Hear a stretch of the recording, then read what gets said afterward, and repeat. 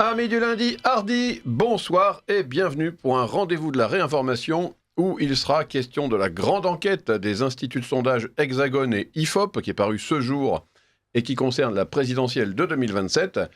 Alors si l'on en croit ce sondage, le résultat est sans appel. Si Jordan Bardella se présentait, il arriverait en tête du premier tour dans tous les cas de figure et pourrait même l'emporter au second tour dans au moins 2 duels. Alors, que faut-il penser de ce sondage ? Marine Le Pen doit-elle déjà céder sa place et aller s'occuper de ses chats ? L'élection est-elle pliée d'avance ? Nous répondrons à ces questions caricaturalement grossières, mais aussi à d'autres peut-être, dans un instant. Nous parlerons ensuite de l'inquiétante dérive législative sur le prétendu droit à mourir dans la dignité, ajoutez les poignées de guillemets, qui n'est que le cache-sexe de l'euthanasie pure et dure. La semaine dernière, donc durant l'examen du projet de loi en commission des affaires sociales de l'Assemblée nationale, tous les amendements de bon sens, ceux qui garantissent le sacro-saint principe de précaution, ont été impitoyablement rejetés par les militants pro-euthanasie qui veulent en fait ouvrir un boulevard au suicide assisté. Au passage, nous vous parlerons des 15 amendements pro-euthanasie qui ont été rédigés clé en main par les agents d'influence de la MGEN, donc la mutuelle qui n'a pas tellement envie de rembourser les soins de ses plus vieux clients. C'est quand même, je ne vois que ça pour l'expliquer. Alors voilà, qu'est-ce qui anime ces agissements ? Quelles sont les motivations des députés pro-mort ? Pourquoi ont-ils adopté un amendement qui fait reconnaître le suicide assisté et provoqué par une injection chimique comme une mort naturelle, je cite, une mort naturelle, c'est quand même un peu gonflé. Voilà d'étonnantes questions donc, auxquelles nous allons essayer de répondre également. Nous ferons ensuite un point sur l'agression contre des policiers à Drancy, vendredi soir, en Seine-Saint-Denis. Une agression dont vous avez sûrement entendu parler, puisqu'elle a beaucoup agité le marigot politique. Alors, les policiers ont-ils eu raison de tirer sur les racailles, ou s'agit-il au contraire d'une énième violence policière à l'encontre des jeunes défavorisés de banlieue, ces petits anges partis trop tôt à l'hôpital ? Nous entretiendrons le suspense sur nos réponses jusqu'aux alentours de 19h. Il nous restera un peu de temps à ce moment-là pour parler de la dissolution de la Jeune Garde, le mouvement d'extrême gauche du député fiché S, Raphaël Arnaud. Alors, décision frappée au coin du bon sens, coup de com' de Retailleau, fausse bonne idée qui va encore nous retomber dessus avec des dissolutions de groupes patriotiques. Nos invités vous donneront leur avis. Et puis, nous reviendrons enfin sur 2 bonnes nouvelles.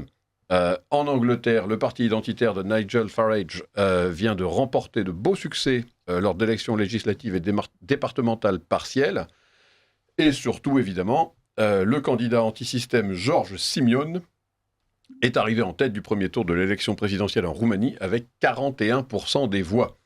Alors, ces hirondelles vont-elles faire un joli printemps français ? Nous allons en parler avec la vieille garde de la réinformation. De gauche à droite, Richard de Sèze, directeur de la rédaction de Radio Courtoisie. Bonsoir. Arthur de Vatrigan, directeur de l'Incorrect. Bonsoir. François-Xavier Giquel avec lui. François-Xavier Giquel, directeur des opérations d'SOS Chrétien d'Orient. Bonsoir, Pierre-Alexandre Bouclet. Xavier Van Lierde, journaliste, et Jean-Yves Le Gallou, président de Polémia. Et aux commandes, donc Claudio pour nous supporter. Alors, vous pouvez, chers auditeurs, nous écrire. Vous pouvez envoyer vos messages, vos remarques, vos questions par courriel à l'adresse suivante: courtoisie@rc.fr, courtoisie@rc.fr, ou téléphoner au 01 46 51 00 85, 01 46 51 00 85, et nous lirons vos messages autant que possible. Alors, le sondage, le coup de tonnerre du jour, donc, c'est le grand sondage Hexagone IFOP qui est sorti ce midi officiellement, et en fait un petit peu avant quand même, il faut bien le dire, au sujet de l'élection présidentielle de 2027. Donc, si Jordan Bardella était candidat, il arriverait en tête au premier tour dans tous les cas de figure envisagés, quel que soit le nombre de candidats sur la ligne de départ, et qui que soient ces candidats.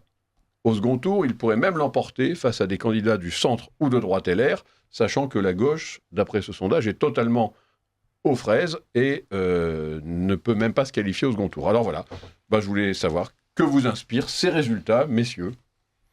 Jean-Yves Le Gallou ? Moi, je crois qu'un sondage à 2 ans d'une élection n'a absolument aucun caractère prédictif.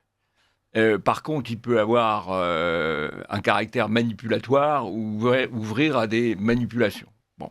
Le premier effet de ce sondage, c'est effectivement peut-être d'installer Jordan Bardella, une fois Marine Le Pen définitivement mise hors jeu par les juges. Ça, c'est le premier effet. Je pense que globalement, Jordan Bardella sera ménagé dans les médias jusqu'à la déclaration d'inéligibilité définitive, en quelque sorte, de Marine Le Pen, si elle a lieu, mais c'est probable. Et à partir de ce moment-là, il sera sous le feu nourri de ses adversaires, et ça deviendra peut-être plus difficile pour lui. En face, je pense que le système va progressivement installer Édouard Philippe, qui a l'avantage d'avoir quand même eu l'onction de Bilderberg et de Davos en même temps qu'Édouard Macron, plus exactement un an après Édouard Macron. Donc il présente des qualités. Il est présenté comme sérieux et on opposera l'homme d'expérience chauve au jeune homme pas encore complètement achevé dans sa formation et sa maturité. Ça sera ce qu'on vendra à l'électeur, en oubliant le bilan d'ailleurs catastrophique d'Édouard Philippe comme ministre. Il sera présenté comme le candidat compétent, comme les Français ont élu des candidats compétents depuis à peu près 40 ans. Il suffit de voir les résultats scolaires, les résultats budgétaires, les résultats sécuritaires. Voilà, je pense qu'il y a ce risque-là. Bon, peut-être que je suis un peu pessimiste. En tout cas, le jeu n'est pas fait. D'ici 2 ans, les cartes seront rebattues. Donc c'est vraiment, ça n'a aucun caractère prédictif. Bon. Une réaction sur ce sondage? Ce qui est quand même la nouveauté, c'est que c'est une nouveauté, c'est que non seulement il est au second tour à chaque fois, mais surtout il est au second tour et il gagne. Parce que le seul sondage où il ne gagne pas, il fait match nul, c'est face à Édouard Philippe. C'est peut-être la nouveauté dans le candidat du Rassemblement National d'avoir un candidat, quel que soit le scénario, est en position de gagner. Après, je suis d'accord évidemment avec tout ce qu'a dit. Il bat, pour compléter ce que vous dites, il battrait en tout cas Gabriel Attal 52-48%, et il battrait Retailleau avec un score plus net d'ailleurs, 53 contre 57, et il écrabouillerait Mélenchon. Voilà. Alors après, Mélenchon est à 10, il part toujours à 10-11, et puis il prend toujours 5, 6, 7, 8, voire 9 points à chaque fois. Mais il y a 2-3 enseignements qui sont intéressants. C'est si c'est Wauquiez, parce qu'il paraît qu'il y aura des élections des Républicains bientôt, il va battre le record de Pécresse, parce qu'il est en dessous de 4, il serait à 3, ce qui serait assez amusant. Villepin fait 2%, mais il fait 10% dans l'électorat musulman, c'est-à-dire que quand même sa petite com a bien fonctionné, alors que Jean-Luc Mélenchon fait 55% dans l'électorat musulman. Et le troisième enseignement, qui est pour le coup un peu plus terrible, c'est que la lutte intersectionnelle a bien de l'avenir, parce que si vous regardez chez les jeunes, moins de 30 ans, c'est effrayant, quoi. Et jeunes moins de 30 ans, lesbiennes, gays, pas hétéros, binaires, tous les trucs, ils sont tous chez Mélenchon, chez les écolos et chez les communistes. En même temps, c'est presque rassurant. Non, parce que le problème, c'est qu'au bout d'un moment, surtout si la loi euthanasie passe, les vieux vont commencer à canner. Et donc, donc, si vous voulez dire, ils auront peut-être un peu moins de poids. Oui, mais quand il va falloir se départager entre islamistes et LGBT... vous voyez bien qu'ils ne se départagent pas dans le sondage, c'est ça qui est effrayant en fait. Oui, mais parce que quand vous voyez qu'un LGBT vote Mélenchon... Il va prendre des décisions. Et là, mais je pense qu'ils sont dans leur récit. Hein. Ils virent la lesbienne et le gay votent Mélenchon. Oui. C'est vrai que se satisfaire à l'idée que les lesbiennes se fassent égorger par les islamistes une fois Mélenchon au pouvoir, je crois que c'est vraiment le dernier réduit de notre propre désespoir quand même. Oui, je suis d'accord.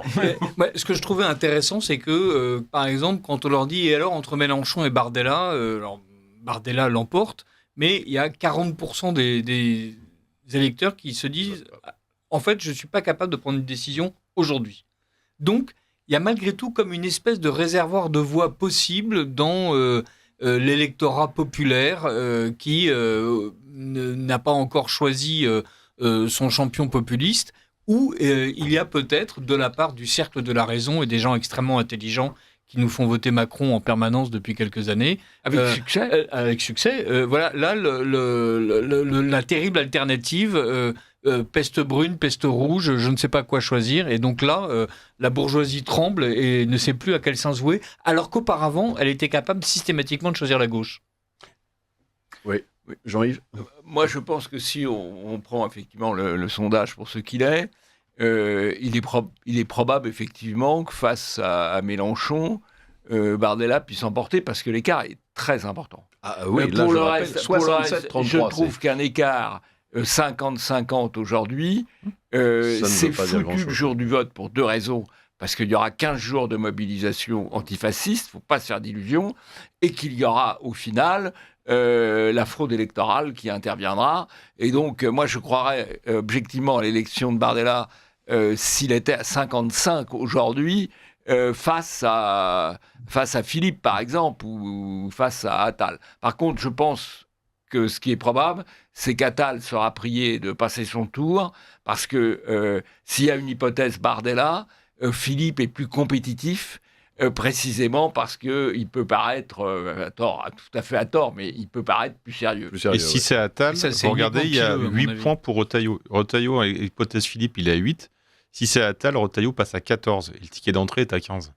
Donc, je pense qu'en effet, que tout le centre, voire centre-gauche, va se mobiliser pour un seul candidat unique qui serait Philippe. Oui, qui a d'ailleurs déjà été, parce que si on parle de Philippe aujourd'hui et s'il a des résultats dans les sondages, c'est parce qu'il est soutenu médiatiquement par les hebdomadaires, par les journaux, de manière totalement artificielle, mais efficace. Oui. Xavier Van Lierde. Oui, moi je crois pas tellement au sondage 2 ans avant, non seulement parce qu'il peut se passer beaucoup de choses par la suite, mais aussi parce que un sondage sur une élection présidentielle réalisé 2 ans avant cette élection présidentielle, en réalité c'est un sondage que les gens utilisent pour simplement affirmer leurs idées. C'est-à-dire que si je suis plutôt patriote, exaspéré par l'immigration, l'insécurité, et qu'on me propose ce sondage, eh bien spontanément je dis Bardella. En revanche, lorsqu'on est dans l'élection elle-même, et même juste avant cette élection, et que l'hypothèse de voir Bardella gouverner pour de vrai se dessine, eh bien, je suis certain qu'il y a un certain nombre de gens qui aujourd'hui disent bah oui, moi je souhaite voter national, je vote Bardella, mais dans un second tour, lorsqu'il s'agit de l'imaginer réellement dans les habits de président installé à l'Élysée, j'ai peur que ça cale considérablement. Ce que je veux dire, c'est que c'est une élection quand même très incarnée. C'est-à-dire que jusqu'ici, Bardella fait des beaux scores sur des législatives. Là, c'est un sondage. Je ne pense pas qu'il soit le bon candidat pour... Le bon candidat à une présidentielle, c'est celui qui a les bonnes idées, qui convient aux gens, mais aussi qui incarne quelque chose de la nation dans lequel on a envie de se reconnaître. Voilà. Je ne pense pas que ce soit le cas de Bardella aujourd'hui. Demain, on verra. Mais son âge me semble et son parcours rédhibitoire pour pouvoir avoir ces quelques pourcents en plus qui permettent de franchir la ligne au second tour. Je précise d'ailleurs, parce que quand même, elle existe, Marine Le Pen, si jamais elle arrivait à se maintenir, enfin à se présenter en tout cas, donc si elle n'était pas condamnée, elle aurait des résultats assez comparables à ceux de Bardella, à part peut-être dans les duels. Alors ça, c'est un peu une bizarrerie, mais apparemment, elle perdrait plus facilement au second tour que Bardella, ce qui m'a semblé honnêtement assez étonnant. Non, parce que Marine Le Pen, elle a subi déjà beaucoup de campagnes de diabolisation, elle est quand même maintenant de démolition, et que Bardella, pour le moment, il a été, à part un peu de démolition au moment du 2e tour des législatives, il a été à l'abri de toute démolition. Donc il n'est pas cabossé. Oui, voilà. Peut-être qu'il se le réserve justement mais je pense que malheureusement, il se réserve de le cabosser le moment venu. Voilà, je pense que il faisait déjà avec Marine Le Pen d'ailleurs. Oui, absolument. Oui, on attend le cabossage. Oui. François-Xavier Giquel. Alors, pour voir, vous savez que je suis analyste géopolitique, donc les prédictions, c'est vraiment pas quelque chose dans lequel j'aime m'engager, donc je ne m'engagerai pas sur cette voie. Mais ces sondages ont quand même permis de poser un double constat. Un qui est assez intéressant sur l'évolution du paysage politique en France depuis quelques années. Alors, premièrement, la droite classique, le centre-droit, la droite classique ne se relève pas depuis la chute de Fillon, ne se relève pas, reste au ras du sol et ne trouve aucune force d'avenir au sein de son parti. On l'a vu d'ailleurs avec les divisions lors des européennes puis des législatives. Non seulement elle ne se relève pas, mais en plus il n'y a pas de perspective puisqu'elle s'entre-déchire pour savoir vers où aller. Rester au centre, aller plus vers une droite que les Français recherchent aujourd'hui. Donc voilà, ça c'est un constat dans un premier temps. Dans un second temps, un constat sur la gauche. On savait tous que cette union contre nature qui avait prévalu lors des élections législatives ne tiendrait pas. Tout le monde, là je pense qu'on pouvait faire des prédictions à ce moment-là, même moi je pense que j'en aurais fait, que ça allait imploser, que cette espèce de coalition qui mêlait à la fois des socialistes qui avaient été aux affaires depuis toujours et des émanations du Parti communiste aujourd'hui est arrivée à bout de souffle. Ils se sont entre-déchirés sur des questions économiques, sur Gaza, sur énormément de sujets ces derniers mois, et n'ont pas réussi à trouver de points d'entente fondamentaux pour pouvoir vraiment constituer un parti de gouvernement ou un parti qui pouvait prétendre à gouverner. Et enfin, troisième et dernier constat, le centre, apparemment, semble privilégié par les Français aujourd'hui. Oui. Donc on revient vraiment à ce que la politique française a de plus mou, a de plus consensuel. Et à l'heure où la France fait face et va faire face à des défis qui sont fondamentaux pour son avenir, certains parlaient même peut-être de la dernière opportunité, bon, on en parle à chaque élection, mais de la dernière opportunité qu'on a pour peut-être éviter de couler, les Français se tournent à nouveau vers le centre, faute d'avoir de propositions courageuses et crédibles face à ces élections. Ouais, alors d'ailleurs... C'est pas le suicide assisté, c'est encore un instant, monsieur le bourreau. Là. Oui, c'est un peu ça, oui. Je signale d'ailleurs, il y a des choses un peu stables peut-être dans ce sondage. Ce sont les questions sociologiques. Par exemple, là je vois les catholiques. Les catholiques donc se répartissent de manière assez harmonieuse entre Édouard Philippe potentiellement et Jordan Bardella, c'est-à-dire entre le Rassemblement national en fait et le centre. On voit donc effectivement les catégories... comment dirais-je, intersectionnelles, si je puis dire, donc les LGBT et autres, qui, elles, sont vraiment concentrées sur la gauche. Et les questions également... Alors, on a des percées de diplômés. Avant, on disait que le Front National était un parti de sous-diplômés. Jean-Yves Le Gallou n'a fait que l'ENA. Et voilà. C'est vrai que c'est rien du tout par rapport aux gens qui disent ça. Mais bon, de manière générale. Et là, on voit quand même une progression, d'ailleurs, de plus en plus nette des diplômés, notamment du premier cycle vers le RN, mais surtout une absence totale des gens qui n'ont pas de diplôme ou des diplômes un peu liés, comment dirais-je, à l'artisanat ou aux questions techniques, pas du tout tournés vers la gauche. C'est très marrant. Il y a vraiment un abandon intégral des classes populaires, des classes travailleuses par rapport à la gauche. C'est invraisemblable. C'est-à-dire la gauche ne peut plus s'appuyer maintenant que sur les minorités intersectionnelles type LGBT, les islamistes. Une partie des fonctionnaires et des syndiqués des entreprises publiques. C'est ça. Et c'est vraiment intéressant. Alors, mais par contre, est-ce que vous croyez vraiment en fait, que la gauche soit à ce point dans les choux Non. Non, pas du tout, parce que la gauche, au contraire, a pour elle la jeunesse. Vous l'avez souligné tout à l'heure. Il est fascinant de voir que, quel que soit le niveau de revenu, les moins de 35 ans sont majoritairement pour, au minimum, la gauche, voire LFI. Ouais. C'est une belle réussite de l'éducation nationale. Parce qu'on critique beaucoup l'éducation nationale, on parle d'échec de l'éducation nationale, c'est faux. L'éducation nationale est une formidable réussite en matière de propagande. Ah bah, de toute façon, oui.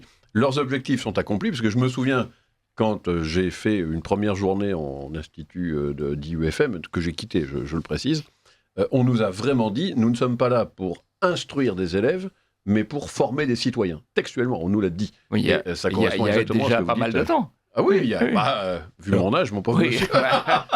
Pardon. Alors, attention, non, alors moi, oui, pour ne pas sombrer dans... Oui. Oui, c'est à vous que je donne la parole. Oui. Xavier, oui. Ah, d'accord, oui. Comme vous ne regardez pas, du coup.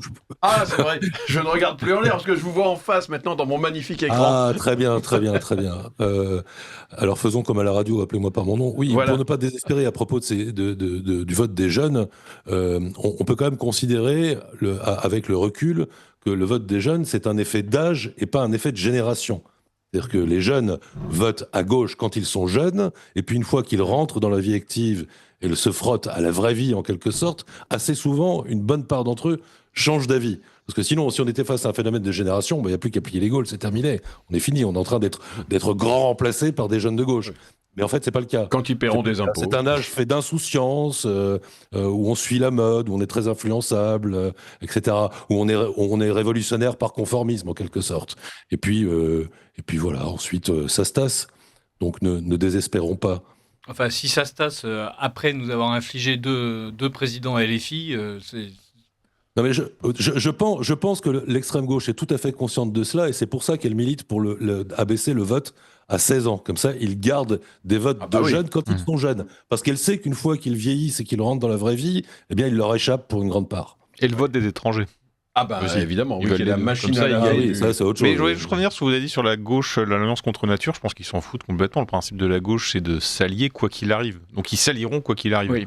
Ils vont se diviser, ils vont chacun faire leur petit parti au premier tour. Comme ça, en fonction, ils vont négocier les postes, les circos. Puis ils vont s'allier quoi qu'il arrive. Et malheureusement, ça va être encore Mélenchon qui va être le centre de la gauche. Et donc, ils vont suivre ce qui s'est passé à la manif du 1er mai et encore celle contre l'islamophobie. On voit Guedj qui se fait expulser 2 fois et le PS qui ne bronche pas. Donc si c'est signé la fin de l'alliance contre nature, Olivier Faure ou Valo auraient fait un communiqué. Là, ils n'ont rien dit, ils se taisent encore une fois. Donc malheureusement, ils se rallieront quoi qu'il arrive, ils signeront sur un bout de papier, alors qu'ils se seront insultés comme jamais. C'est la différence entre la droite et la gauche. C'est que la droite, pour une micro-remarque est rancunière jusqu'à la fin des temps, et la gauche, ils peuvent s'insulter comme des cochons. 2 heures après, sur un coin de table, ils signent et c'est réglé. Ils ont toujours su faire ça. Mais là, ce qui est intéressant, c'est que vous faites quand même un petit calcul mathématique. Alors, on sait que dans une élection, ça ne veut pas dire grand-chose. Mais là, comme la droite dite républicaine est représentée par Retailleau, on peut penser que c'est plutôt des gens de droite qui votent pour eux, que vous alliez le nombre de votants de Zemmour, qui a priori sont socle, plus lui Dupont-Aignan qui fait toujours 2,5. Bardella plus Retailleau plus Dupont-Aignan plus Zemmour, ça fait quand même 47%. Donc, ça fait quand même une droite bien droite à 47% en France. Et alors, encore une fois, ça ne veut pas rien dire parce qu'on est à 2 ans d'une élection, mais il y a quand même un noyau qui n'a jamais été aussi nombreux sur ce courant-là. C'est vrai. Oui, ça c'est une raison d'espérer. Mais en règle générale, de toute façon, c'est pour ça que Macron a complètement droitisé sa ligne sur son 2e quinquennat. Ouais. C'est qu'on sait qu'aujourd'hui, les aspirations des Français sont là, Et c'est sont à pour ça droite. que Darmanin se souvient que les supporters anglais n'étaient pas forcément des supporters Bien sûr. anglais. Les supporters anglais Ouais. étaient arabes, c'est ça. C'est ça. Et que Wauquiez Vous doit allez vite ouvrir en un bagne. besogne. Du sud de l'Angleterre. Ah, bien, vous Il regardez, y avait sûrement c'est- des noirs aussi. Ils le font tous, quoi. Donc Darmanin que les qui a Arabes. dit on est tous foutus. Alors là, il n'y a plus un pays, un coin de France qui est safe, comme il dit. Oui. Comme s'il ne pouvait pas parler français. Il y a Wauquiez qui a une idée à la con par semaine. Donc là, c'était Saint-Pierre et Miquelon hier, demain. Je ne sais pas ce que ça va être. Et je veux dire, c'est la Madagascar. course là, qui va le discours le plus à droite, quoi. C'est assez fascinant. Mais les gens, je pense quand même que le problème, si ces gens-là ont du mal à percer, y compris d'ailleurs Retailleau, c'est qu'il y a quand même un certain nombre d'électeurs qui ont compris que les paroles n'embrayaient pas forcément sur la réalité. Ils ont compris sur Et les c'est la CLR. limite du discours. Et le problème d'ailleurs de Retailleau, c'est d'arriver, s'il reste, à sortir un minimum de bilan. Voilà, c'est-à-dire de montrer, oui, j'ai fait un peu moins de naturalisation, j'ai délivré un peu moins de titres de séjour, j'ai fait quelque chose. Ça sera microscopique. C'est même pas sûr qu'il y parvienne. Mais ce qui sera aussi un énorme problème pour le RN à la fin de son premier quinquennat, si on se projette jusque-là. Pour tirer un bilan de l'action du RN avec ce qui est dans son programme actuellement, ce qu'il veut appliquer et les moyens qu'il se donne pour l'appliquer, on peut être au devant d'une grosse claque pour la droite nationale à la fin du premier mandat du RN. Donc, Finissez de nous enterrer, François-Xavier. On va lire quelques messages de gens de droite, justement, qui sont les auditeurs de Radio Courtoisie. Ensuite, je vous demanderai de conclure, si vous voulez bien, en 20 secondes sur ce sondage, et on passera à l'euthanasie, à Drancy et au reste. Bonsoir. Les sondages, depuis le temps qu'ils annoncent la victoire du FN puis du RN, et alors, on espère encore ce qui n'arrivera jamais. Le système nous interdit le pouvoir par toute voie légale. Reste l'autre méthode, mais pas avec les légalistes. Bonsoir. Si le sondage est fiable, je suis très étonné de voir Édouard Philippe aussi élevé dans les intentions de vote. Les Français sont-ils masochistes ou ont-ils une mémoire de poisson rouge ? Effectivement. Je pense que si vous faisiez campagne, vous, c'est-à-dire Radio Courtoisie, pour l'Union de la gauche sur vos ondes, vous aideriez celle-ci à passer le cap du second tour, en coiffant au poteau le candidat macroniste avant de se fracasser contre le candidat RN. Que pensez-vous de cette stratégie de billard à 3 bandes ? La vieille épouse le perroquet. Voilà.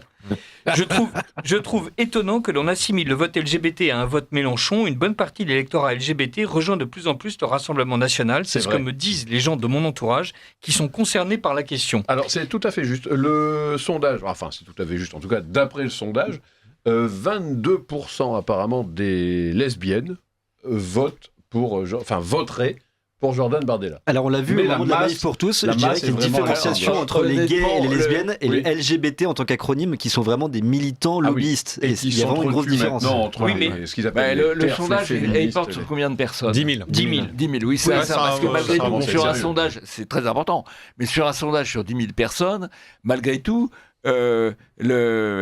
sur les lesbiennes, ça fait quand même pas beaucoup. Hein, donc, tirer des conclusions, c'est assez prudent. C'est sûr que le pourcentage de 10 000, c'est personnes, important, oui. de personnes, pour parler comme le sondage gay, lesbienne ou bisexuel en France, Oui. ça fait 3% de la population et voilà, et c'est réglé. 19% Tiens, d'ailleurs, des il y a électeurs pas de- potentiels de Marine Tondelier sont des personnes gays, lesbiennes ou bisexuelles. Voilà. C'est-à-dire, c'est pas tellement vers Mélenchon qu'ils vont, c'est surtout Les écolos. vers les écolos.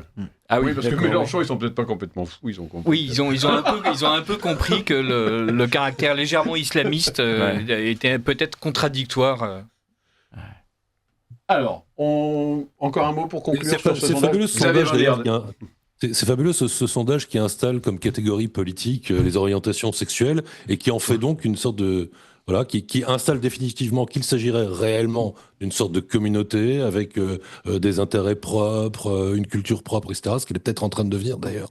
Mais bon, c'est une évolution qui est quand même assez sidérante malgré tout. Mais très Enfin, médiatique. On s'y habitue parce que j'ai mis 10 minutes à réagir, mais en fait c'est dingue cette histoire. Oui. Alors c'est ce que moi j'allais dire. Ils n'ont pas encore mis les statistiques pour les transsexuels, parce que quand même, là, ça doit être du 1 pour 10 000, mais...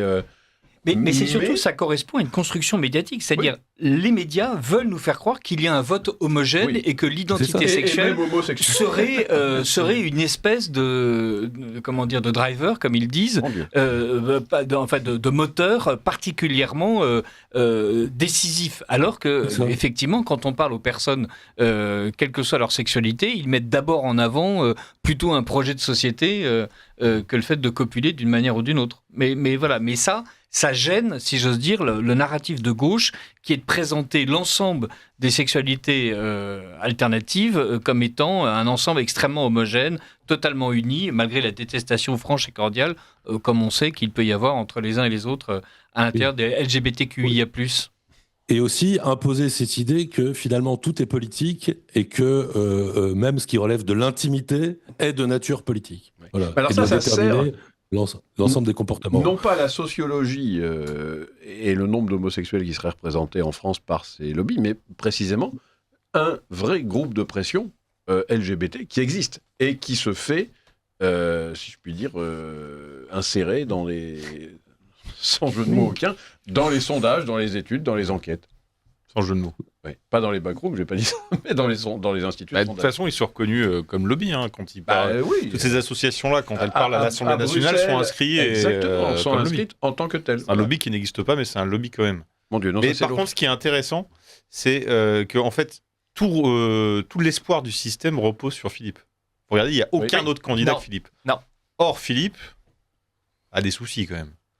Bon, il a un passif politique, mais ça, les gens peuvent oublier. Ils oublieront. Mais si quelqu'un veut dégommer Philippe, alors généralement, c'est plutôt le média mainstream qui s'occupe de ça, ils auraient des billes. J'en dis pas plus pour le moment, mais disons qu'on a connu Dodo la Saumure, on pourrait connaître Dodo le Hareng du côté du Havre. Le Havre est une grande vulnérabilité. Il y a beaucoup de casseroles là-bas. Alors, Donc, s'ils veulent le faire tomber, ils peuvent. Y compris la prise de contrôle du port du Havre par une partie du narcotrafic. Tous les niveaux. Enfin, pas quoi. avec C'est-à-dire son soutien. Ah, peut-être pas, Ouais. avec son soutien. Non, mais oui, d'accord. il y a Mais, des casseroles c'est une politiques, des casseroles économiques, des grosses casseroles personnelles. Il y a plein de choses. Et et on voit comme c'est le seul espoir du système, évidemment que le système ne va pas aller là-dessus. Alors s'il embêterait Attal qui avait un espoir ou un autre pire de Macron, ses affaires sortiraient. Mais au contraire, c'est une garantie, ces affaires c'est une garantie pour supposées. le système. J'ai pas dit lesquelles. avéré. Oui, en plus. C'est une garantie pour Elles le sont avérées. système qu'un homme qu'on met en avant et des casseroles, ça permet quand même de Faut le tenir. s'assurer de la suite. Bien sûr. Donc c'est plutôt un atout. Oui, enfin, pour l'instant, on n'a pas de preuves, je vous le rappelle. Et On n'a je- rien dit en même temps. Non, non, c'est On a juste dit qu'il y Il y avait a une un batterie de problème cuisine. de Non, narcotrafic Il y a une au usine. port du Mais Havre. en tout Voilà. cas, voilà, si vous enlevez Philippe, il n'y a plus Le personne. Havre, la ville Oui, dont non, Édouard ça, Philippe est maire. Voilà. Bon, on va passer à autre chose. On va parler donc d'euthanasie. On va écouter un petit message dans une seconde. Et ensuite, on parle donc d'euthanasie, on parle de la fusillade à Drancy, on parle de la Roumanie avec son réjouissant premier tour. Et on revient dans une seconde. On va lire ça. Vous appréciez cette émission? Alors aidez Radio Courtoisie à en produire d'autres. Rendez-vous sur soutenir.radiocourtoisie.fr. Merci d'avance. Il se sera porté Oui, par le chers auditeurs, n'hésitez pas à nous soutenir comme cette auditrice de Saint-Aubin-sur-Mer dans le Calvados qui nous envoie 200 €.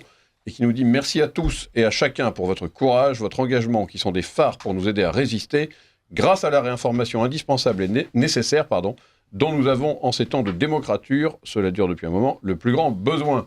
Ce sont des minorités, et nous en sommes qui finissent par gagner. » Alors, je pense que nous ne sommes pas encore une minorité, on peut encore se battre en tant que majorité, mais il est vrai qu'il faut être une minorité active, ça c'est sûr et certain, et c'est ce que nous essayons de faire à Radio Courtoisie, en effet. Un couple d'auditeurs de Paris envoie 100 €. Merci pour votre activité depuis 1987. On n'abandonne jamais une radio qui gagne.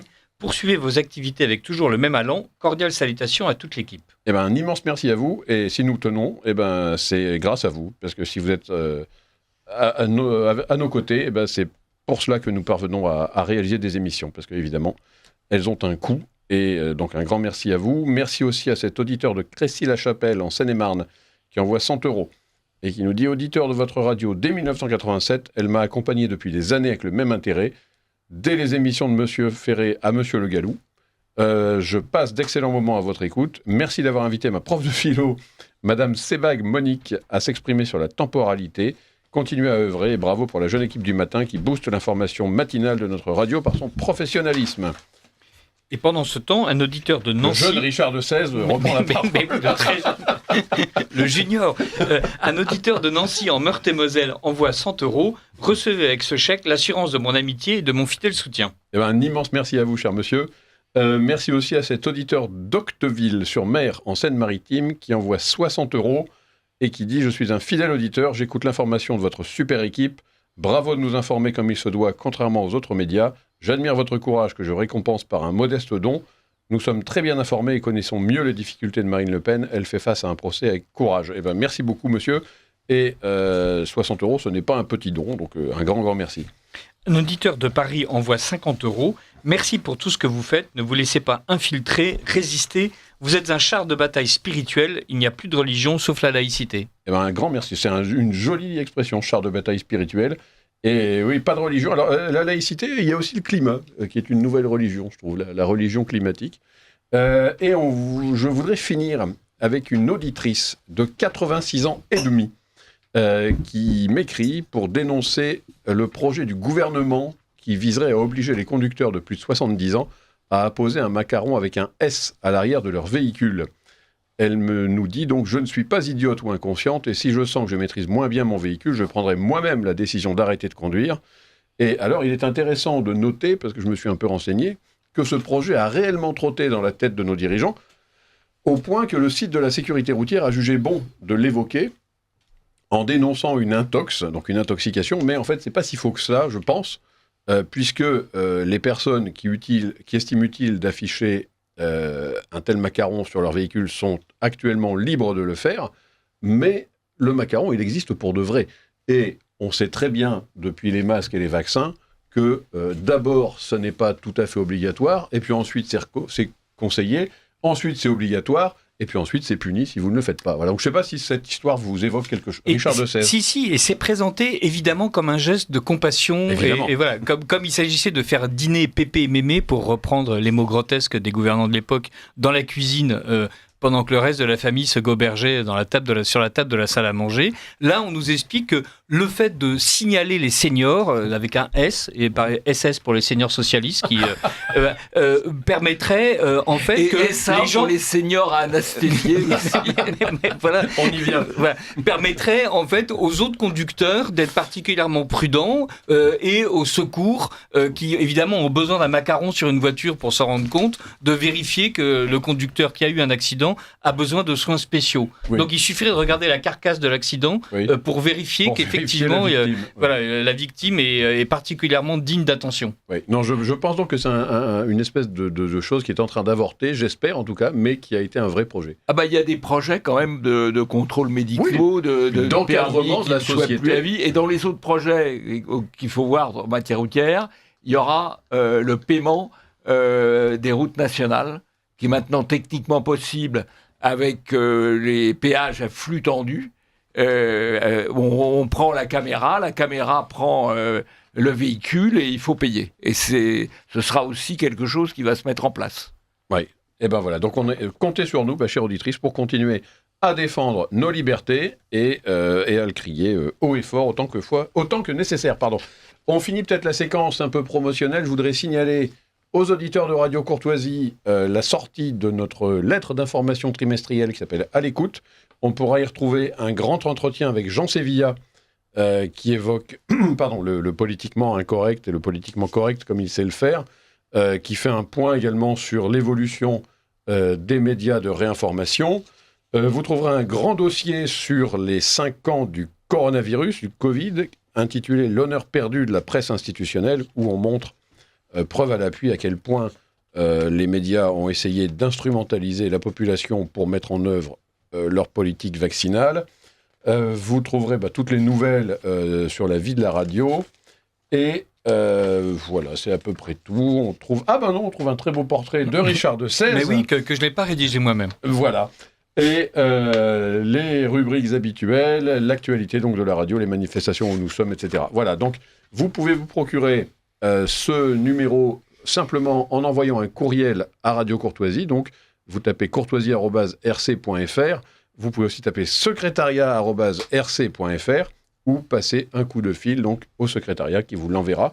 On n'a pas encore le nouveau Politique Magazine. Non, mais ça ne saurait tarder. Ça ne saurait tarder, il est chez l'imprimeur. En revanche, on a l'Incorrect qui nous est présenté donc peut-être ce soir par Arthur de Vatrigan.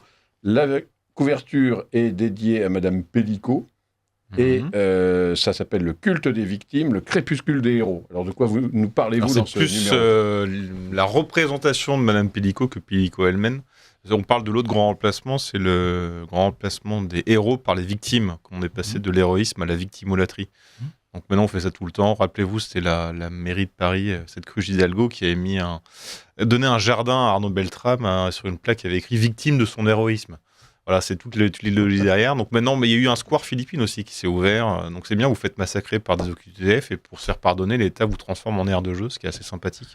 Donc c'est le principe de comment les martyrs, les victimes sont des martyrs dévoyés, comment on renouvelle l'imaginaire occidental par la victime, ce qui n'est rien d'autre qu'un suicide en fait. Bon. Et qui touche tout le monde, parce que même dans les milieux alternatifs, ou dissidents ou identitaires, on a aussi une tendance à la chouinerie. Qui permet effectivement d'avoir un certain accès médiatique. Tout à fait. De toute façon, dans ces milieux-là, on regarde, on fait du mimétisme de gauche. On se victimise, on fait de l'agite-propre, on fait des choses, on copie tout. Mais là, c'est assez dramatique parce qu'il y a quand même beaucoup de héros, qui existent encore aujourd'hui, français, européens, même d'autres continents, mais on n'en parle pas. On n'en parle pas alors qu'on devrait en parler. Xavier Van Lier voulait intervenir. Oui, je voulais réagir sur la propension des milieux alternatifs de droite à également jouer de la victimisation. Ça s'explique peut-être par le fait que si pour la plupart des gens, Arthur parle d'une sorte de tension entre d'un côté le héros et la victime, mais alors pour les gens de droite ou de droite nationale ou patriotes, lorsqu'ils ne sont pas une victime, ce n'est pas parce qu'ils ne sont pas des héros, ils deviennent des bourreaux. Alors évidemment, c'est beaucoup moins confortable et ça explique que dans cette alternative-là, ils préfèrent, à mon avis, le rôle de victime, mais ils ne cracheraient pas sur l'idée de devenir des héros. Peut-être. Alors en tout cas, on va continuer donc ce sommaire de l'Incorrect qui coûte 7,90 €. Avec un grand portrait de Jean-Yves Le Gallou. Vous allez apprendre plein de trucs. De Jean-Yves Le Gallou. Des choses intimes qu'il n'a jamais révélées, ailleurs que dans ses pages. Vous allez tout savoir. Avec Pascal Bruckner, un entretien avec Mathieu Bock-Côté. Et Eric Kaufmann, ils ont fait une conversation. Redeker qui nous parle des héros. Redeker. Et une chronique de Richard de Sèze, qui est décidément partout. La Grèce est-elle de droite ? La Grèce, GRI. Oui, la mienne, quoi. Voilà. Pas la géographie. Voilà, écoutez, c'est la fin du quart d'heure promo. Si vous voulez bien, on passe donc maintenant au sujet suivant, l'euthanasie. Donc, comment expliquer l'acharnement à tuer de certains députés français. Donc, la semaine dernière, je le disais tout à l'heure, la Commission des affaires sociales a examiné la proposition de loi relative au droit à l'aide à mourir, qui légaliserait donc sans distinction l'euthanasie et le suicide assisté. Les députés partisans de l'euthanasie ont rejeté absolument tous les amendements de prudence pour faciliter le nombre de suicides assistés au maximum, pour confondre également suicide assisté et euthanasie pure et simple.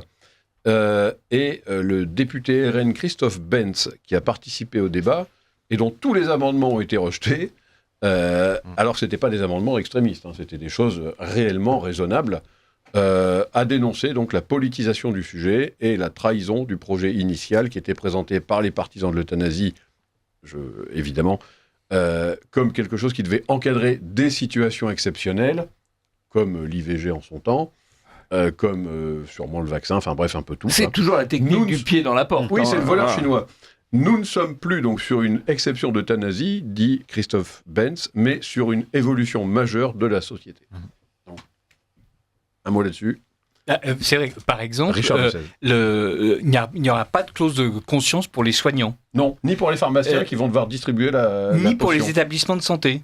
Autrement dit, une clinique catholique, un militant anticlérical, il y en a encore en France, viendront demander à cette clinique de les aider pour faire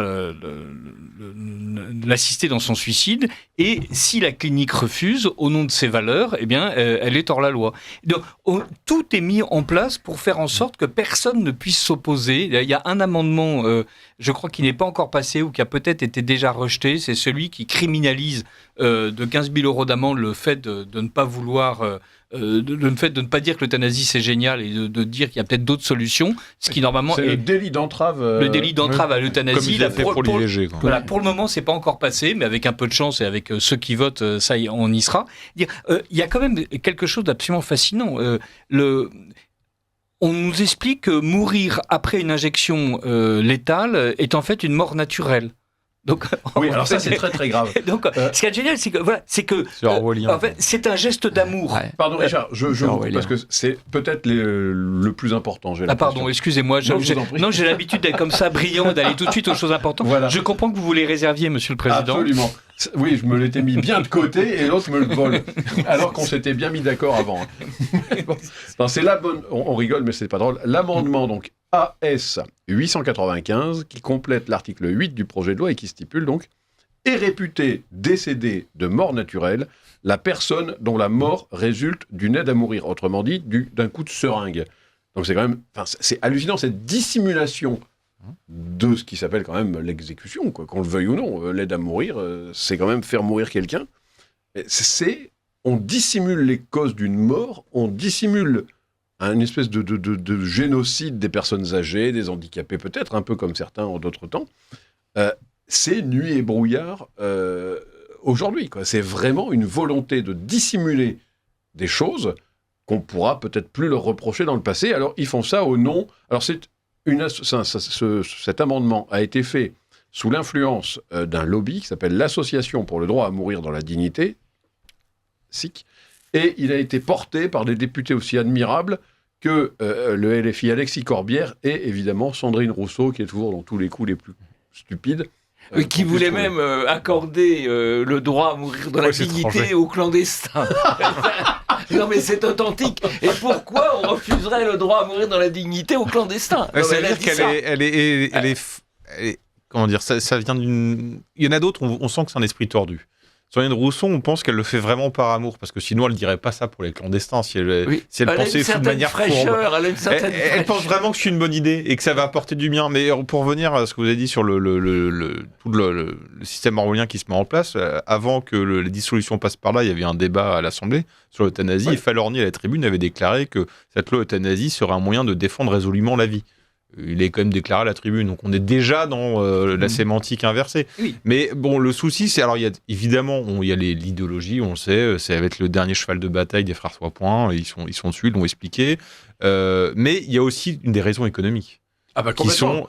Et c'est là où la MGEN entre en scène. Alors la mutuelle, vous avez les deux. Hein. Oui. Il y a et cadet et économique. Il y a les deux en même temps. Alors, je recommande sur les mutuelles, si vous ne l'avez jamais fait, de faire le tour du périphérique de Niort. Parce que Niort est la ville capitale des mutuelles, et vous avez un certain nombre de grands bâtiments de béton qui affichent tous le triangle au sommet. C'est absolument fascinant. Ça plus, hein. Alors c'est la mutuelle... C'est aussi la capitale du divorce. Niort. Y a-t-il un lien? Je pense que travailler dans une mutuelle à Niort, même en s'excitant à faire le tour du périphérique, en fait, favorise les relations extra-conjugales. Ils doivent s'ennuyer comme des rats dans leurs immenses buildings. Et voilà. Et donc, voilà, le conjoint qui, lui, n'a pas la chance de travailler dans le même building ou qui travaille dans celui d'à côté. Donc, Alors, la MGEN nous dit, parce qu'ils assument quand même leur Ils projet, sont merveilleux. nous accompagnons nos assurés, je cite évidemment, nous accompagnons nos assurés de leur premier à leur dernier souffle. Alors, Mais eux, ils ont oublié rédigé de des dire, faut pas amendements. non plus qu'ils traînent. Ils en ont rédigé Ils ont 15. rédigé les amendements, Oui, clairement. évidemment. Il y en a un notamment, alors qui voudrait d'abord faire supprimer la notion, selon eux, la notion de phase avancée ou terminale de la maladie. En gros, c'est-à-dire que tout le monde doit pouvoir se faire suicider. Et, Dès le début de la maladie. dès le début, et quelqu'un qui serait qui serait vraiment malade au point de ne plus avoir de discernement, on doit pouvoir quand même recueillir sa parole et le suicider si dans un moment de désespoir, il dit « j'en peux plus, suicidez-moi ». On dit « ok, super, allez, allons-y ». Et les tuteurs ou la famille ne pourra pas s'y opposer. C'est hallucinant. Ils ont simplement reculé devant la mort des mineurs, qui n'ont pas eu le droit de... Ça sera au prochain coup. Ça sera la prochaine fois. Je pense Ils qu'il s'en faut fichent aller, parce qu'ils sont pas il encore faut trop assurés, envisager les les mineurs. mineurs clandestins aussi. Ça, ils vont le faire, mais Ouais. sur revenir sur la mutuelle, donc ils ont rédigé des amendements, mais là, il y a un nouveau président, il s'appelle Mathias Savignac, qui avait déclaré dans Marianne cette phrase très drôle: le taux de suicide des personnes âgées en France montre que la demande pour l'euthanasie est déjà là. Donc si vous voyez un vieux qui veut jeter par la fenêtre, vous lui mettez un bon coup de pied au cul, Voilà. surtout le retenez pas. Mais avant, il y a le précédent directeur s'appelait Thierry Baudet, pour ceux qui le connaissent. Thierry Baudet, il a fait toute sa carrière dans les mutuelles, mélangeant politique, Président business. du 16. Et maintenant, président du CESE. Et à Oui. l'époque où il était président des fédérations des mutuelles, il La a maison écrit de retraite des politiques. une tribune dans le JDD, c'est en 2020, en expliquant que les mutuelles seraient très honorées d'être des avant-gardistes de l'euthanasie, c'est-à-dire dédier leur habitat, leur immobilier qui sont assez riches, pour faire des centres tests euthanasie. Et est devenu patron du CESE qui a abrité la convention citoyenne, rappelez-vous, sur l'euthanasie, de manière complètement neutre et indépendante. Mais là, il faut revenir sur l'économie. Est-ce que vous connaissez la VVS, la valeur de vie statistique? Bon, c'est un truc qui a été créé par un mec hyper intelligent dans les 70. Le principe étant de permettre à l'État de voir si une dépense publique est nécessaire pour réduire un risque de perte humaine. En France, si vous voulez, aujourd'hui, elle est chiffrée à 3 millions d'euros. Donc, pour comprendre le mécanisme, on vous dit, voilà, un rond-point, ça va coûter 1,5 million. Ça vous permet d'éviter 2 accidents non mortels par an. Bon, ils font le calcul, c'est rentable. Bon, par contre, on vous dit, on va construire un centre de rééducation gériatrique. Bon, ça coûte 11 millions. En Inde, c'est pas rentable. Donc, c'est pas quelque chose qui est imposé, c'est quelque chose qui est au service de l'État. Sauf que derrière, il y a quelque chose d'autre qui est arrivé, c'est le concept de la juste vie, qui vient comme de tous les trucs fourbes des Amériques. Le principe étant de dire que chacun a droit à une durée de vie juste, mais s'il meurt trop tôt, il sera volé, c'est pas bien, faut le compenser. Par contre, s'il survit, là, il devient une dette pour la société, c'est un problème. Donc on peut se dire c'est un concept un peu fumeux. Sauf que lorsque le Conseil national d'éthique s'est penché sur la question euthanasie, ils ont rédigé leur rapport et ils ont écrit noir sur blanc dans leur rapport: le droit à la vie ne vaut pas de devoir de vivre. Donc ça correspond complètement à ce concept de juste durée de vie qui est lui-même adossé à la valeur de vie statistique. Donc pour des raisons économiques, les gens font le calcul. Regardez, aujourd'hui, les centres les soins palliatifs, il y en a un tiers à peu près, alors qu'il en faudrait, il y en a un tiers, il faudrait 2 autres tiers. Ça coûte 1,5 milliard ou 1,4 milliard. C'est le budget qu'on a mis pour épurer la scène et ça n'a pas marché. Voilà, ça vous donne une idée, quoi. Où est-ce qu'on place l'argent, où est-ce qu'on ne le place pas. Bon, et donc il y a évidemment une idéologie, il y a évidemment ce délire progressiste, même diabolique, mais il y a aussi des vraies raisons économiques derrière. D'ailleurs, il y a 1,4 quand milliard, même- c'est la somme que l'euthanasie est censée économiser au système de santé. Ça s'appelle un tiers des soins palliatifs. Xavier, ensuite, Jean-Yves. Oui, mais l'idéologie progressiste et ces contes d'apothicaires, en fait, vont très très bien ensemble et sont parfaitement liés. Je voulais revenir sur le Canada, parce qu'on et la façon dont lorsqu'il n'y a pas de garde-fou, et en réalité il ne peut pas y en avoir dès lors qu'on autorise ce genre de procédé, peut totalement déraper. Au Canada, il y a eu où effectivement ils se félicitaient des incroyables économies qu'ils ont faites en termes de dépenses sociales et de santé, mais aussi de dépenses sociales. Ils ont pu constater qu'en réalité, la demande pour ces dispositifs de fin de vie touche en priorité les personnes évidemment malades et pauvres, mais des tests ont été faits où des cas concrets ont permis de constater que lorsque les gens bénéficient d'une couverture médicale suffisante, qui leur offre notamment la possibilité d'avoir accès aux soins palliatifs, eh bien la demande d'en finir tombe à presque zéro. C'est-à-dire qu'en réalité, les gens ne veulent pas souffrir, en fait. Là, je pense au sondage où on dit les gens seront favorables. Ils seront favorables non pas parce qu'ils veulent mourir, mais parce qu'ils ont peur de souffrir. Exactement. Alors, et peut-être aussi parce qu'ils sont isolés, parce qu'ils n'ont plus la famille autour d'eux. Et aussi isolés. Et c'est là où ça devient franchement épouvantable, c'est que on en vient à... Il y a beaucoup de maladies, notamment maladies psychologiques ou déprimes, et qui débouchent sur des volontés d'en finir, qui viennent en réalité... sont des pathologies sociales. C'est-à-dire quand une société va extrêmement mal, eh bien évidemment, il y a plus de déprimés. Et s'il y a plus de déprimés, la seule solution qu'on leur trouve, ce n'est pas une remise en cause du pacte social, des décisions politiques, de la façon dont la société est organisée, c'est ne te plains pas, il y a une solution, eh bien c'est d'en finir. C'est d'en finir. Donc c'est une façon de dépolitiser. Et c'est pour ça que j'en reviens au début de ce que je disais, une façon purement techno-managériale extrêmement froide de régler le problème plutôt que de le régler de façon collective, positive et politique aussi. Jean-Yves ? Oui, je voudrais juste faire une remarque qui complète ce qui a été dit. C'est la dictature des minorités. C'est-à-dire qu'on a une assemblée où il n'y a pas de majorité, et donc qui est bloquée, mais où des minorités arrivent à faire voter des choses qui sont quand même tout à fait... contraire à ce qu'on pourrait imaginer comme normal. Il n'y a pas que les minorités euthanasiques, on a parlé d'autres minorités, c'est vraiment un sujet étonnant. Ah oui. Il y a un exemple pour montrer les dérives, c'est en Belgique. Bon, il faut toujours les trucs les pires, oui. Mais en Belgique, il y a un exemple de... il y a une dame, ça s'est fini au coussin, parce qu'elle a émis dans ses directives écrit noir sur blanc, je veux m'euthanasier. Ils ont injecté le produit et tout, puis ça a raté. Le produit n'a pas marché. Et donc, alors je sais pas si c'était des infirmiers ou des aides-soignants, l'ont fini en l'étouffant avec un coussin parce qu'il fallait respecter les dernières volontés. Wow. Mais ce qu'il y a de remarquable, c'est que là, tel que la loi est boutiquée, il n'y aura même plus besoin d'être volontaire. Oui. Par exemple, les déficients mentaux sont réputés pouvoir être euthanasiés.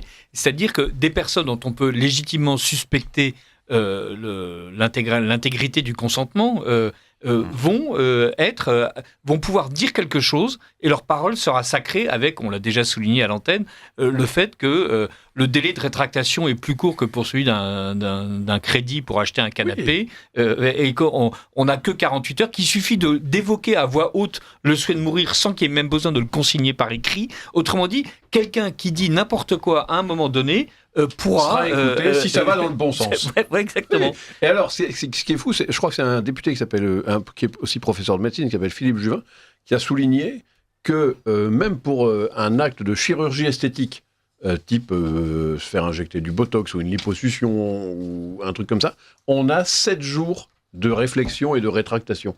Là, 48 heures, boum, c'est incroyable. C'est-à-dire que on vous demande de mieux réfléchir si vous voulez vous faire injecter, faire une opération de chirurgie esthétique. Mais si vous dites que vous êtes prêt à mourir, vu les résultats, on comprend qu'on permette la réflexion. Mais là, c'est quand même phénoménal. Alors, je vais quand même lire quelques amendements rejetés, parce que un monsieur, donc, parmi ceux-là, il y a aussi donc, Christophe Benz du RN, un amendement demandant que pour les majeurs protégés, donc éventuellement les personnes handicapées, le juge des tutelles se prononce. Son amendement est rejeté. Cyril Isaac Sibyl propose qu'en cas de doute, le médecin soit tenu de saisir le procureur, donc de judiciariser un petit peu l'euthanasie. L'amendement est rejeté. Il ne faut pas commencer à mêler la justice à ce genre d'affaires. Ça serait trop compliqué. Ensuite, on a donc Philippe Juvin, qui veut doter toutes les personnes appelées, c'est ce que disait Richard tout à l'heure, à participer au processus d'euthanasie d'une clause de conscience. C'est rejeté également. Et ensuite, l'allongement du délai de réflexion porté à 15 jours est rejeté également. C'est quand même phénoménal. C'est incroyable. Mais François-Xavier Giquel. Mais là-dessus, en fait, je pense que Xavier avait entièrement raison. Il ne faut pas non plus...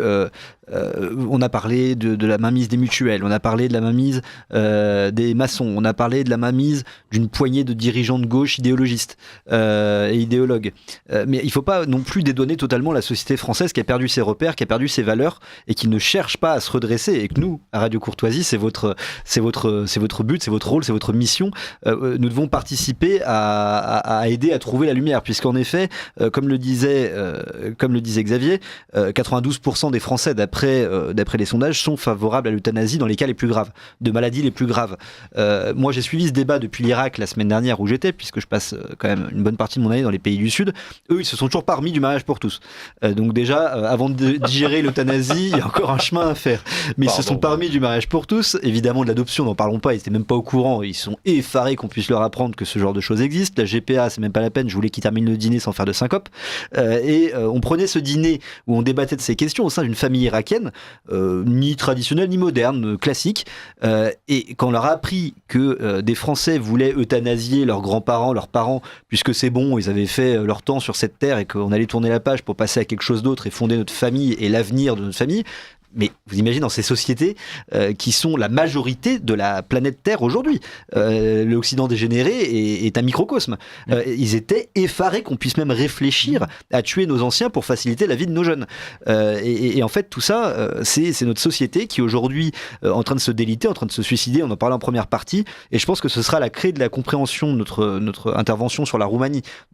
Pourquoi la Roumanie aujourd'hui prend ce sens-là alors que toute la société est fondamentalement attachée à l'Union européenne, parce que la société est fondamentalement attachée à l'Union européenne, notamment à ses aides financières, ne nous en cachons pas, mais rejette fondamentalement à tout prix ces saloperies que l'Union européenne et que certains dirigeants d'Europe de l'Ouest veulent nous imposer aujourd'hui, qu'ils ne comprennent pas, qui est contre leur logiciel moral et religieux et qu'ils n'accepteront jamais.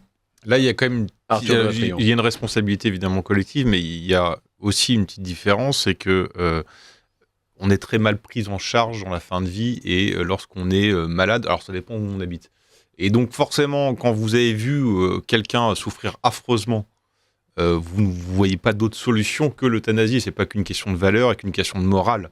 C'est quand vous n'êtes pas pris en charge et que vous n'avez pas quelqu'un qui sait doser la morphine et malheureusement, et le drame, c'est qu'en France, on est. Mais on a la loi Leonetti pour ça, non ? Non mais la loi est là. Oui. Les moyens n'y sont pas. On a 20 départements qui sont pas équipés en soins palliatifs. Aujourd'hui, pour avoir un soin palliatif, faut être pistonné, quoi. Et donc, quand vous voyez quelqu'un de vos proches, votre grand-mère ou votre mère, chez vous, ou dans un espèce de mouroir immonde, souffrir affreusement et râler tout le temps, le matin, nuit et soir en souffrant, l'euthanasie vous paraît une bonne porte de sortie. Et c'est pas qu'une question de perte de valeur morale. Ça, c'est une question de moyens, de soins. Mais précisément, c'est parce qu'on met l'argent là où il ne faudrait pas le mettre et qu'on ne le met pas là où il le faudrait. Parce que la loi Leonetti encadre bien ça, c'est-à-dire avec des principes moraux. Ah mais la loi Leonetti, non mais il n'y a aucune raison de faire la loi euthanasie. En fait, c'est ça. Pour revenir à ce que disait Xavier sur le Canada, en fait, en France, il y a eu ça aussi.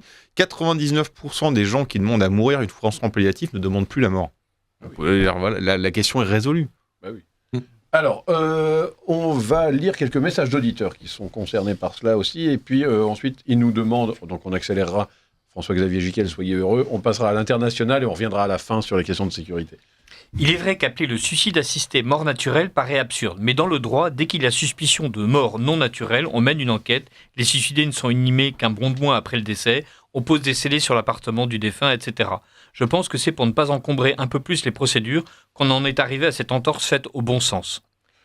Oui et non, parce que comme c'est une nouveauté, le suicide assisté, il suffirait de faire une case où on dirait mort assistée. Mais au moins, ça ne dissimulerait pas l'effet de la mort.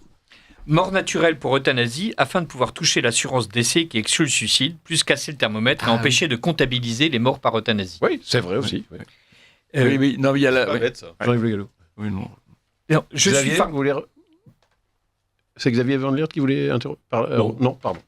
Je suis atterré par ce projet de loi sur l'euthanasie. Je suis pharmacien et serai dans l'obligation de fermer la pharmacie si je suis confronté à ces problèmes, puisqu'encore une fois, on nous refuse l'objection de conscience.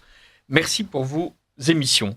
Les pharmaciens n'ont pas le droit à la clause de conscience. Ils auront l'obligation de préparer et de dispenser le cocktail mortel. Et enfin, un auditeur nous dit, et il a parfaitement raison, les autres aussi évidemment, je vous propose de regarder le film japonais Plan 75 qui propose l'euthanasie à des vieux qui ont une petite retraite au nom de la générosité. Remarquable film sorti il y a quelques années et qui effectivement est absolument terrifiant tellement il est gentil. Et la thèse du film étant évidemment que l'euthanasie c'est pourri, c'est une mais bonne chose. c'est dit avec une économie de moyens absolument parfaite. Mais regardez toute la littérature, tous les films l'annoncent, ce qui se passe là. C'est fascinant. Et on court. C'est-à-dire, ce sont que ce soit de la littérature, ou que ce soit des films, c'est que des films grand public, ou des films de référence, ou des livres de référence. Et à chaque fois, on court en avant vers ça qu'on dénonçait avant. Vous allez en C'est lire aberrant. Alors là, j'ai une explication qui est absolument désespérante, c'est que beaucoup de ces auteurs, effectivement, créent des œuvres de fiction dystopiques pour alerter contre un danger ou pour mettre en relief un danger déjà présent dans la société. Mais en réalité, ce qu'ont découvert beaucoup de chercheurs en neurosciences et en ingénierie sociale, c'est que ça produit l'effet exactement inverse, c'est-à-dire un effet d'accoutumance. C'est-à-dire qu'on regarde des œuvres de fiction dystopiques, on se dit, mon Dieu, c'est épouvantable. Ensuite, on en voit une deuxième et puis une troisième.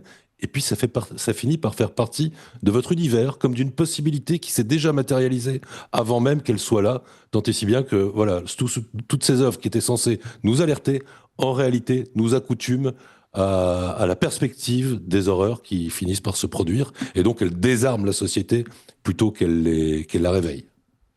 C'est triste, triste perspective. Intéressant. Oui. Est-ce qu'on a fini sur ce sujet ? Dans ce cas-là, on passe, si vous voulez bien, à la Roumanie. Donc, c'était la transition que nous proposait François-Xavier Giquel, effectivement, sur l'effondrement de moralité, mais qui, au fond, s'avère juste également. Donc, moins de 6 mois après un premier scrutin présidentiel qui avait été annulé parce que son résultat ne convenait pas à Bruxelles, les Roumains étaient de nouveau appelés aux urnes ce dimanche. Et donc, pour rappel, il y a 6 mois, donc le candidat nationaliste Călin Georgescu, j'aime bien l'appeler Călin, moi, parce que je trouve ça mignon. Il n'a pas été câliné par l'Union européenne. Călin Georgescu donc était arrivé en tête de l'élection présidentielle au premier tour, et puis ils ont décidé donc d'annuler cette élection purement et simplement le 6 décembre. Donc c'est la Cour constitutionnelle de Roumanie qui a fait ça, au prétexte qu'une ingérence russe sur TikTok aurait faussé le scrutin. Et la même Cour a ensuite purement et simplement invalidé la candidature de Călin, qui n'a pas pu se présenter du tout maintenant. Et finalement, donc, les Roumains sont retournés voter. Ça se passait hier. Et le résultat est toujours aussi accablant pour le cercle de la raison, puisque c'est l'identitaire George Simion, qui est le remplaçant de Călin Georgescu, donc, qui est arrivé en tête avec 41% des voix. Donc les Roumains sont indécrottables pour la démocratie. Qu'est-ce que ce résultat vous évoque ? François-Xavier Giquel, qui connaît en plus personnellement Monsieur Simion. Alors j'avais eu l'occasion de l'interroger pour Radio Courtoisie, justement, exactement. Mais je pense que l'analyse en elle-même, on pourra la faire juste après. Mais en fait, tout ça s'inscrit dans une ligne globale qui se produit au sein de l'Union européenne depuis au moins 2024. Ça s'accélère en 2024. Mais on a vu en Moldavie, les Moldaves qui étaient appelés aux urnes fin 2024 pour savoir s'ils voulaient s'orienter vers l'UE ou rester un peu plus indépendants. Là aussi, on a accusé les tenants de la ligne de l'indépendance de faire le jeu de la Russie. Le jeu de la Russie, c'était quoi ? On n'a jamais réussi à le prouver. En revanche, 3 jours avant l'élection, Madame von der Leyen est venue et a dit aux Moldaves que s'ils votaient bien, ils recevraient 1,8 milliard d'euros. Et en effet, à 50,05%, ils ont voté en faveur de l'Union européenne. Est-ce que ça, c'est pas de l'ingérence ? Je ne sais pas. En Géorgie, pareil, en novembre, lors des élections législatives, le candidat qui était donc de rêve géorgien, qui était accusé d'être un vilain pro-russe, qui est pourtant au pouvoir depuis 12 ans, qui en 12 ans n'a jamais rouvert une ambassade à Moscou, qui depuis 12 ans réclame de récupérer les 20% de territoire tenus par la Russie, qui depuis 12 ans a fait inscrire dans la constitution de la Géorgie l'intégration dans l'Union européenne, qui dernièrement a voté en faveur du mandat d'arrêt contre Vladimir Poutine à la Cour pénale internationale et a fait une grande déclaration de politique générale en faveur de l'Ukraine dans cette guerre, il était accusé d'être le tenant pro-russe de ces élections parce que, pour 2 raisons, il avait fait voter une loi en faveur de la famille traditionnelle en Géorgie et également avait déclaré que toute association subventionnée à plus de 20% par l'étranger devait le déclarer. Loi équivalente à ce qui se passe aux États-Unis ou à l'Union européenne. Mais en Géorgie, on sait que ces 20% viennent de M. Soros et donc c'était absolument inadmissible. Et des manifestations organisées depuis les périphéries du pays en bus par on ne sait qui ont permis de réunir quelques milliers de manifestants pendant des semaines entières. Et là, on voit en Roumanie, en effet, que M. Simion, qui est accusé d'être lui aussi aujourd'hui pro-russe dans la suite de Georgescu, évidemment, qu'est-ce qu'il a fait alors il se déclare économiquement libéral, il se déclare, qu'on l'a interrogé ici, en faveur du camp du bien, il utilisait les mots, disant que c'était le camp du bien, c'était les États-Unis, le monde libre, le monde libre, les États-Unis, l'Union européenne, et qu'il allait toujours se tourner vers ce monde libre, mais qui remettrait en cause les atteintes à l'identité de son pays, qui est un pays chrétien. C'est tout ce qu'il a dit. Boum, pro-russe. Ça s'est fait. Et en fait, c'est dingue, ça s'arrête jamais. Et l'ambassadeur de France avait été rencontrer le président du Conseil constitutionnel roumain et lui disant bravo pour votre décision. Nous avons réussi à faire annuler les élections. Monsieur Simeone, là aussi, s'en était ému sur les ondes de Radio Courtoisie. Mais on est vraiment dans une situation hallucinante où les gens ne se cachent plus de refuser le vote populaire et de faire annuler des élections parce que les résultats ne leur conviennent plus. Alors là, j'en profite pour faire une petite incise qui est à la fois un scoop, S-C-O-U-P-E. C'est ce qui arrive à l'AfD. Vous savez que l'AfD en Autriche, en Allemagne, a été qualifié de parti d'extrême droite, ce qui autorise les services spéciaux à les surveiller, à les infiltrer. À les surveiller encore plus étroitement. Oui. Parce que c'était déjà... Et à les sanctionner. Mais j'ai appris aujourd'hui que ça implique également cette reconnaissance donc de ne pas être dans le cercle de la raison, ni dans l'axe du bien, en dehors finalement de la société. Ça permet au Parlement européen, éventuellement, je ne sais pas si ça a été voté ou pas encore, mais de leur supprimer les aides publiques. C'est-à-dire que des parlementaires, je ne sais pas combien il y a de parlementaires AfD, mais c'est quand même une vingtaine. Une vingtaine, voilà. Une vingtaine, oui. Théoriquement, ils doivent pouvoir gagner plusieurs millions d'euros payés avec les impôts de leurs électeurs pour être actifs au Parlement européen et mener la politique pour laquelle ils ont été élus. Eh bien, le Parlement européen pourrait leur supprimer ces aides parce qu'ils ont été décrétés d'extrême droite avec un arbitraire absolument phénoménal. Et là, c'est quand même... On parlait de dérive... c'est la démocrature, comme disait, je crois, un auditeur de Radio Courtoisie tout à l'heure. C'est phénoménal. C'est-à-dire commencer à couper les aides publiques auxquelles des partis ont droit sous prétexte qu'ils déplaisent. Ben, je crois que c'est aussi envisagé dans le financement public allemand et qu'il y a un certain nombre d'élus de l'AfD dans les Länder qui seront privés de déplacements internationaux par des majorités qui leur sont hostiles, alors même que l'AfD aujourd'hui, en tout cas dans les sondages, est le premier parti, avec 25% des voix. Et donc, c'est quand même extrêmement préoccupant. Il faut dire que les États-Unis ont réagi, puisque Vance et Musk sont revenus à la charge en dénonçant la mesure. La mesure, c'est le contrôle par des services spéciaux susceptibles d'infiltrer et susceptibles de manipuler. Et de pousser à la faute aussi. Et de pousser à la faute. Il y a d'ailleurs un précédent, parce qu'il y a très longtemps, le gouvernement allemand avait dissous le NPD, qui était un parti réputé à l'époque d'extrême droite, et la Cour constitutionnelle de Karlsruhe avait malgré tout cassé la décision, parce qu'ils avaient établi que le fondement de la dissolution du NPD de l'époque était sur la base d'attentats commis par des policiers infiltrés au sein de l'organisation. Voilà. Je ne savais même pas ça.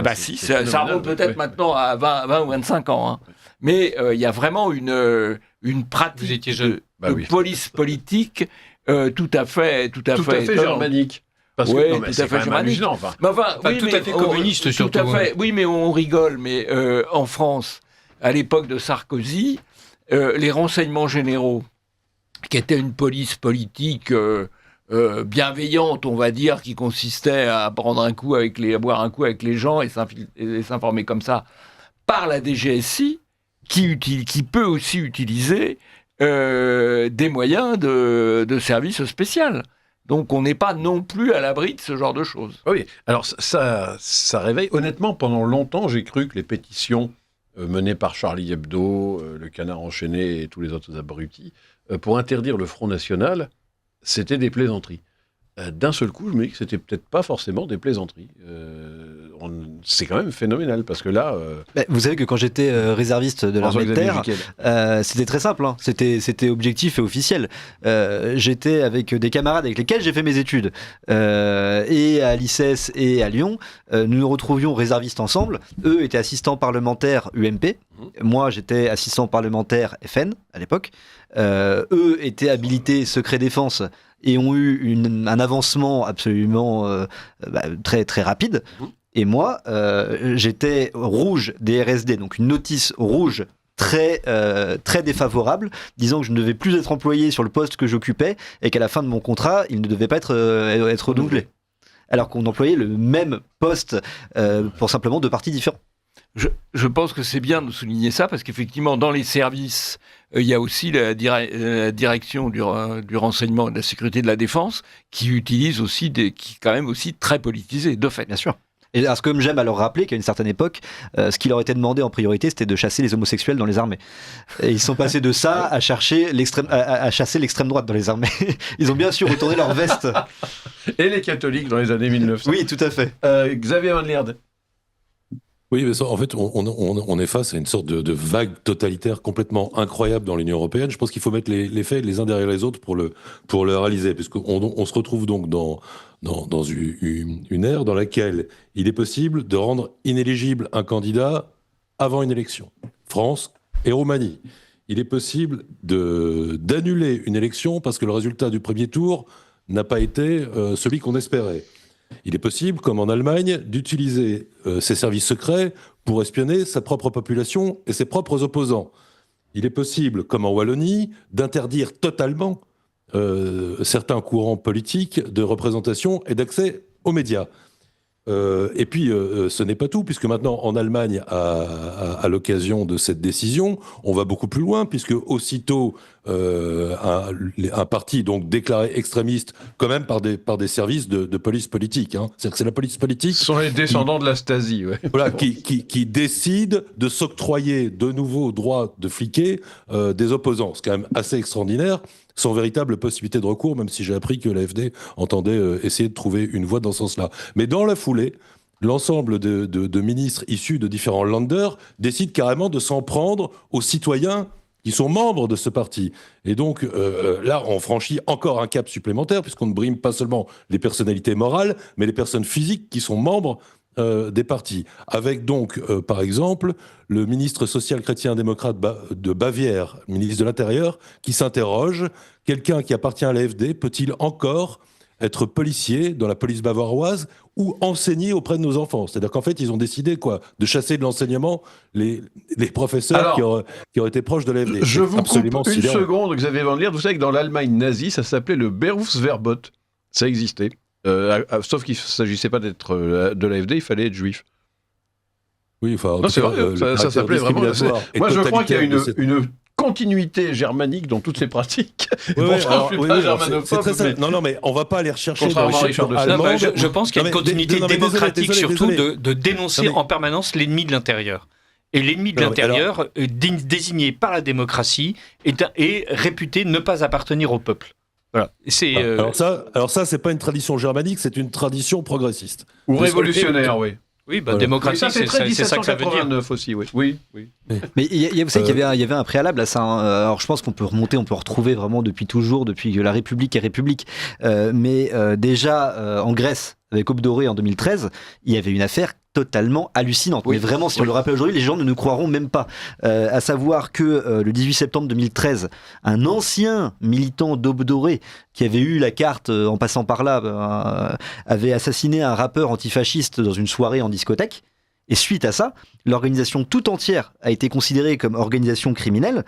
60 membres du parti ont été jugés, dont des élus. Donc le procès a duré des mois, qui a été tranché donc le 7 octobre 2020. Il faut rappeler que le fondateur d'Aube Dorée, suite à ça, ainsi que 6 autres députés, ont été condamnés à 13 ans de prison ferme. Parce qu'un ancien militant du parti, connu ni d'Ève ni d'Adam, s'est battu en discothèque avec un chanteur antifasciste. Ouais. Vous avez l'air. Il y a l'Angleterre qu'il faudrait ajouter dans cette liste. Avec Tommy Robinson. On y vient dans 2 secondes à l'Angleterre, oui. Xavier, on finit peut-être sur la Roumanie. Moi, j'étais sur l'Allemagne, mais. Ah oui, sur l'Allemagne, oui, je vais dire c'est pareil. Sur l'Allemagne. Oui, écoutez, je voulais souligner cet autre fait qui est quand même très intéressant, c'est que pour justifier sa décision de classer extrémiste l'AfD, les services de police politique en question s'appuient quand même. Ils ont fait, semble-t-il, un rapport de 1000 pages, mais qui par ailleurs est secret. mais ils ont organisé quelques fuites pour justifier leur décision. Et donc dans ces fuites-là, ou ces révélations volontaires, ils mettent en avant, pour justifier que l'AfD est extrémiste, en fait, son discours critique à l'égard de l'immigration. Et ils habillent ça en disant, oui, ils ont une conception ethnique.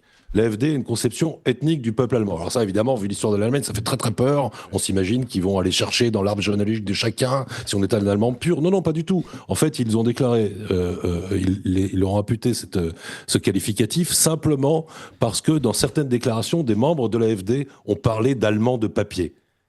Et si donc il parle d'allemand de papier, eh bien ça veut dire que la citoyenneté, l'appartenance au peuple allemand, ça doit être simplement une appartenance administrative. Et si on la remet en cause, fût-ce à la marge pour tel ou tel cas, eh bien ça veut dire qu'on est de conception On est un ethnique. nazi. Donc on est d'extrême droite, et donc on n'a plus le droit de vivre, plus le droit d'être enseignant, plus le droit d'être policier, plus le droit de rien en réalité. Et ce qui se Mais c'est profile la quand mort même, sociale. au-delà de- Et en réalité, cette décision n'est pas la plus haute qui puisse être prise. C'est dans le cadre d'un processus qui peut mener à l'interdiction du parti. Et là, on se dit vraiment que... Et puis ensuite, on peut aussi vous couper vos comptes bancaires. On peut vous réduire à une authentique mort sociale. Ah ben ça, on le fait font déjà. On le puisque fait en France. Ah oui, c'est ça, je me dis, On le parce fait que en France. je crois qu'on le fera en France. Hein. Oui, c'est Je vrai. crois qu'on Mais pour l'instant, ce sont des structures. C'est peut-être pas encore des Pas particuliers. seulement, c'est non, pas du tout. Non, pas non, du il y a tout. des C'est particuliers. arrivé- Alors, les c'est femmes de arrivé à un militants, ami. les femmes de militants identitaires, les femmes qui avaient leur compte bancaire, se sont vues supprimer leur compte. Ah oui, Bon, après, moi, voir je les me parents, rappelle à voir les l'époque parents. des manifs pour Voir les tous, des parents. gens qui se sont fait virer parce qu'ils avaient été dénoncés. C'est un affreux homophobe parce qu'il a fait une manif.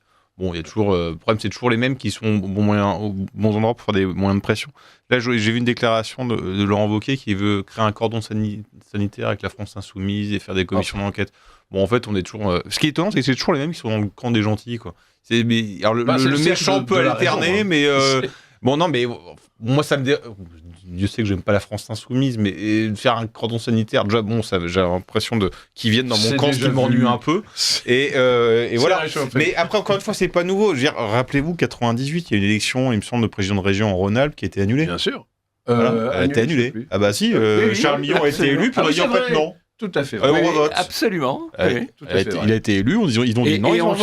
ensuite- Et après, et il s'est fait tuer socialement. Et ensuite, Millon a été persécuté, Ah bah oui, Jusqu'à la fin de sa ruiné. carrière. financièrement. ruiné. Ouais, bien sûr. Après, Ils ont inventé avec un faux détournement d'argent et tout. Ah ouais. Le traité portant constitution pour l'Europe, tout ce qu'on veut, en fait, la démocratie. est Oui, mais vraiment alors, foulée encore aux une pieds fois, le chaque problème jour. du traité de la Constitution, on oublie toujours que ce crétin Sarkozy l'avait annoncé. Alors, le problème, c'est que les gens qui ont voté pour lui ont oublié, quoi. Mais il avait quand même. Alors, c'est il une l'avait ordure, prévenu, c'est pas c'est vrai. démocrate, mais il l'avait quand même prévenu. Pas d'injures, s'il vous plaît. Xavier Von Lierde. Oui, sur la fermeture des C'est pas une comptes injure. bancaires qui ne frappent pas crétin. que d'épouvantables activistes, j'ai une anecdote assez plaisante et terrifiante en même temps. Pour vous dire que ça peut frapper de façon assez étonnante. Donc cette personne perd son compte bancaire, s'étonne. Alors certes, il dirige une revue politique et culturelle, et donc il voit son compte bancaire fermé, il se dit ça vient de là. Donc il va à sa banque et simplement il se plaint, il dit mais pourquoi avez-vous fermé mes comptes? Je comprends pas, c'est très grave, vous n'avez pas le droit, faites une enquête, vous avez dû vous tromper. Et ensuite, le temps passe, il y retourne, il dit alors, est-ce que je peux retrouver mes comptes? Réponse de la guichetière, oui, excusez-nous, monsieur X, nous sommes désolés, nous nous sommes trompés, nous pensions que vous étiez au Rassemblement National. Waouh. Elle n'avait pas été briefée Ah, c'est sur pas mal, les ça. éléments de langage qu'elle pouvait lâcher avec les clients, probablement. Mais voilà, alors évidemment, c'est pas une interdiction généralisée, mais Mais même Voilà. au coup par coup, c'était effrayant. au coup par coup, selon tel ou tel comité théodule, d'éthique ou autre, cela peut se produire. Et là où ça devient réellement terrifiant, c'est de voir que tous les rouages, y compris cette brave dame au guichet,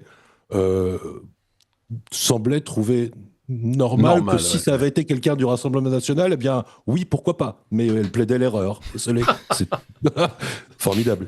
Alors, il nous reste 7 minutes. Il y a quand même un sujet qui est agréable à traiter et qu'il faudrait traiter même rapidement. Ce sont les élections anglaises où on voit peut-être une espèce de renouveau identitaire. Donc, vendredi, le parti britannique identitaire, donc Reform UK, donc réformer le Royaume-Uni. Conservateur plus qu'identitaire, d'ailleurs. Ouais.